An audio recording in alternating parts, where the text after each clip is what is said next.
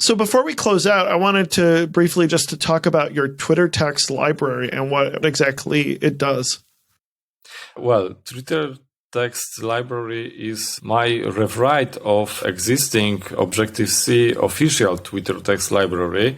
And when you post a tweet, it can contain very different characters. It can be not only the letters or numbers, then there can be URLs, then can be emojis, hashtags, Twitter handles with usernames, cache tags. I think that there is something like that. So you have the strict rule that tweet can be 280 characters length now. So I had writing as one feature for my backend of CodeConf app was to make some auto tweeting feature. And I've get to the point that I have to calculate these tweet lengths because I wanted to make this feature allowing me to post tweets in the same time. So I do not post one tweet, but a thread that can be, for example, 7 tweets long. And I tried to make these calculations by myself, reading this Twitter API documentation, but I found that it could be hard to make all these edge cases that can went somewhere in future. And I found that there is Objective-C library in Twitter text, so I thought that maybe I will make it in Swift. So I got the book from Paul Hudson, Objective-C for Swift developers, and I decided that I will read this book and try to rewrite this library. So because I had to have it SPM ready, because backend is written in Swift and uses SPM to install dependencies for it.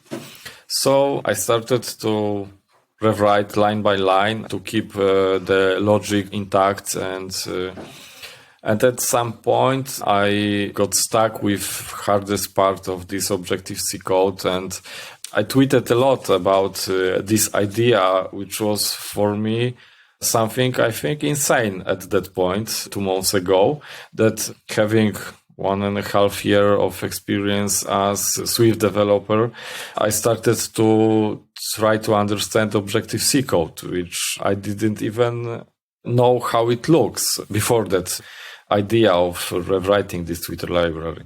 And I found that after reading this book, I understand the syntax, how we form this Objective-C code, but not everything was the same thing, same way written as in Swift.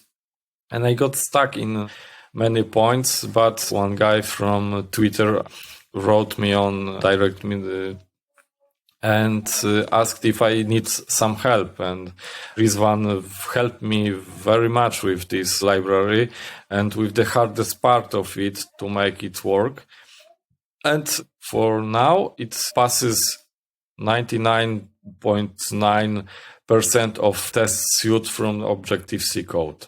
There are, I think, 7 edge cases that from few hundred tests that are from the original library, also rewritten to Swift, that we do not cover. And the problem is with the implementation of the open source core foundation library. It's a little different from the Apple one. So we have to go and disable these tests temporarily, because maybe in some future we'll find a solution how to make it also work. But it was a very funny experience to learn something new. And this was, I think, 2 weeks, maybe 3 weeks from zero Objective-C knowledge to having this library written. And it's a funny thing at the ending, this story is that it was approved on Twitter original README to show my implementation on their GitHub repository as unofficial, but the only one in Swift language. So awesome. I'm on the repository. Well, congratulations. That's fantastic.